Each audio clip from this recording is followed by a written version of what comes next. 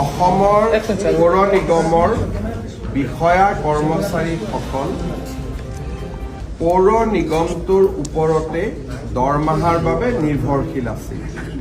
যিসমূহ পৌৰ নিগম নিকায়ত যথেষ্ট ৰাজহ সংগ্ৰহ নহৈছিল তাৰ কৰ্মচাৰীসকলে বেতন পোৱাত সদায়ে অনিশ্চয়তা থাকিছিল। এক প্ৰকাৰ ক'ব গ'লে বহুতো পৌৰ নিগম নিকায় আছিলে য'ত 4 মাহৰ মূৰত কোনোবাই এমাহৰ দৰমহা পায়, কোনোবাই বছৰ বছৰ জুৰি দৰমহা নাপায়। আজি এটা দীঘলীয়া প্ৰক্ৰিয়াৰ অন্ত পৰিলে।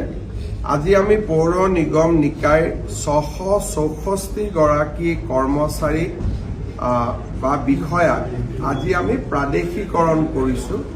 তাৰ ফলত এতিয়াৰ পৰা তেওঁলোক আন চৰকাৰী কৰ্মচাৰীৰ দৰে সমান সুবিধা লাভ কৰিব।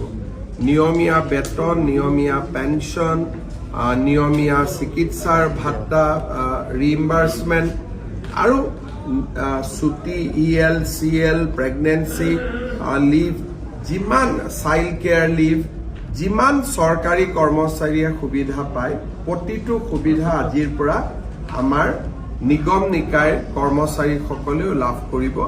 এটা বহুদিনীয়া প্ৰতীক্ষাৰ অন্ত পৰিলে।